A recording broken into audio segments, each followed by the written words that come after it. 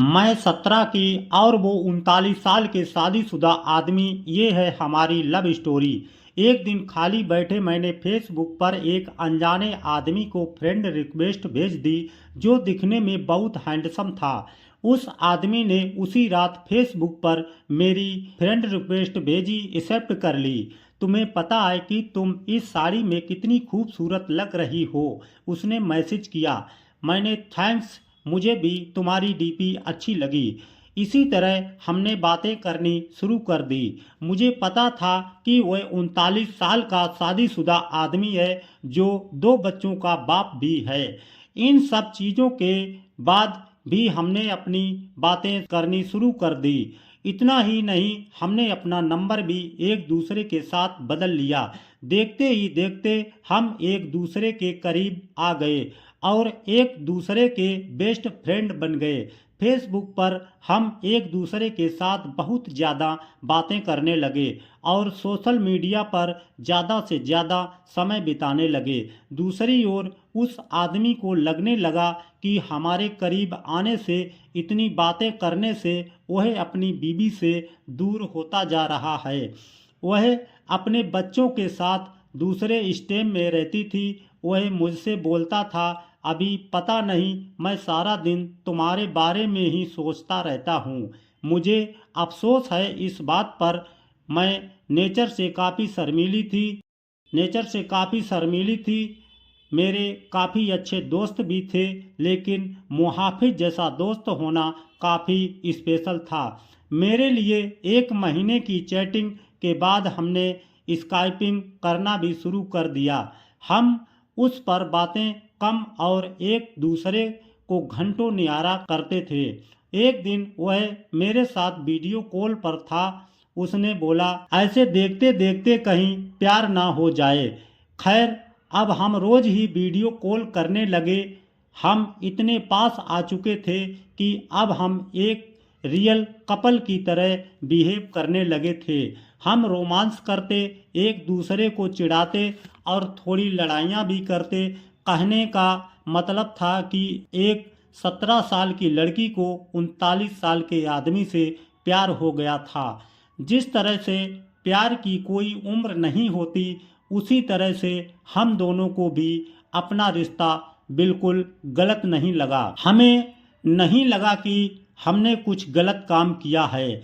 इसी दौरान इसकी बीवी और बच्चे इससे मिलने आए, पर वह फिर भी मुझसे बात किया करता था। यहाँ तक कि वह अपनी बीवी के सामने भी मेरी कॉल उठा लेता था।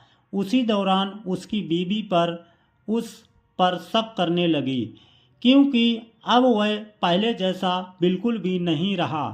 एक रात की बात थी, जब ये दोनों बेड पर सेक्स के लिए गए। इनके फ़ोन पर मैंने मैसेज और अपनी फ़ोटो भेजी। इनकी वाइफ ने उठ के फ़ोन उठाया और खोला। मेरी फ़ोटो उन्हें दिखी। उनकी वाइफ ने कोई रिएक्शन नहीं दिया, बस मुहाफिज को जोर से थप्पड़ मारा और रोने लगी। 3 दिन के बाद वह घर छोड़कर चली गई। मुझे उसकी वाइफ के लिए काफ़ी बुरा लगा। इसके लिए मैंने उससे कई दिनों तक बातचीत बंद कर दी। उसकी वाइफ के जाने के बाद हम फिर से मिले और हमने लॉन्ग ड्राइव पर जाने का प्लान बनाया। उसी शाम उसने मुझे प्रपोज किया। मुझे सिर्फ तुम ही चाहिए और कुछ नहीं। अपनी जवानी में मैं काफ़ी सारी लड़कियों से मिला, पर तुम ही एक ऐसी लड़की हो जिसने मेरा दिल चुराया है। वहाँ कुछ देर के लिए शांति छा गई। फिर उसने मुझे आई लव यू बोला। उसकी आंखों में आंसू थे। हम एक दूसरे को किस करना चाहते थे, गले लगना चाहते थे। दूसरे दिन मुझे एक मैसेज मिला। उसमें लिखा था, hey hi darling, I love you, लेकिन मेरा परिवार भी है, मेरी कुछ ड्यूटीज है, यह मेरा आखिरी मैसेज है। मुझे प्लीज कॉल या टेक्स्ट मत करना, मैं तुम्हें ब्लॉक कर रहा हूँ। मुझे ऐसा लगा कि मानो ये शादी के बाद विधवा बन गई हूँ। मैं बुरी तरह से लुट चुकी थी, काफ़ी परेशान थी। 3 महीने बीत जाने के बाद मैं एक लड़के के साथ रिलेशनशिप में आई। एक दिन मेरे पास किसी दूसरे नंबर से मुआफिज का मैसेज आया, बानी इट्स दैट यू प्लीज मेरी लाइफ में दोबारा वापस आ जाओ, मैं तुम्हारे बिना नहीं रह सकता। मैं समझ गई कि यह उसी का नंबर है और फूट फूट कर रोने लगी। 1 घंटे की चैटिंग के बाद मेरा दिल फिर से पिघलने लगा। मेरे बॉयफ्रेंड को इन सब चीज़ों के बारे में कुछ नहीं पता था। मैंने उससे सब कुछ छुपा कर रखा था। मैंने पूरी रात केवल मुआफिज से बातें की। एक दिन मुआफिज ने मुझे अपने घर पर लंच के लिए बुलाया था। मैंने हाँ कर दी और चली गई। घर जाकर मैंने देखा कि वह खाली था और वहाँ केवल मुआफिज था।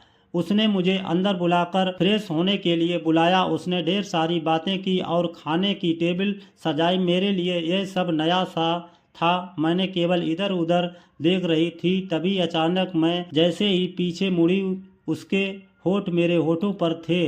हम एक दूसरे को किस करने लगे। मैं भूल गई कि वह कौन है और मेरी उम्र कितनी है। वह पहला टाइम था जब मैं किसी के साथ सेक्स कर रही थी, वो भी ये जाने कि हमने टेक्सन ली है या नहीं।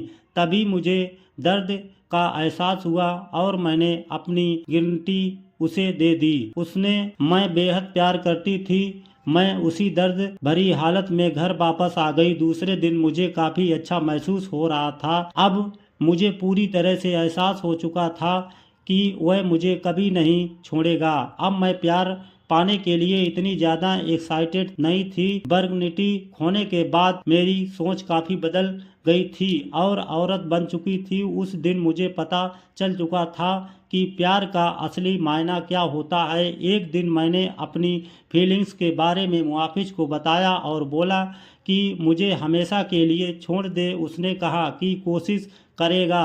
धीरे धीरे मुआफिज का नाम मेरी ज़िंदगी से मिटता चला गया। मैंने उसका नंबर डिलीट कर दिया और उसने भी मुझे ब्लॉक कर दिया। मैंने फिर उसे कभी ट्रेस की नहीं सोची, लेकिन उसकी यादें आज भी मुझे डराती हैं। मैं खुश भी थी कि मैं इस अजीब से लगने वाले रिश्ते से बाहर आ गई, लेकिन आज भी वह आदमी मेरा पहला प्यार रहेगा। मुझे जब भी कोई दे तो वह एकदम मुआफिज जैसा ही दे।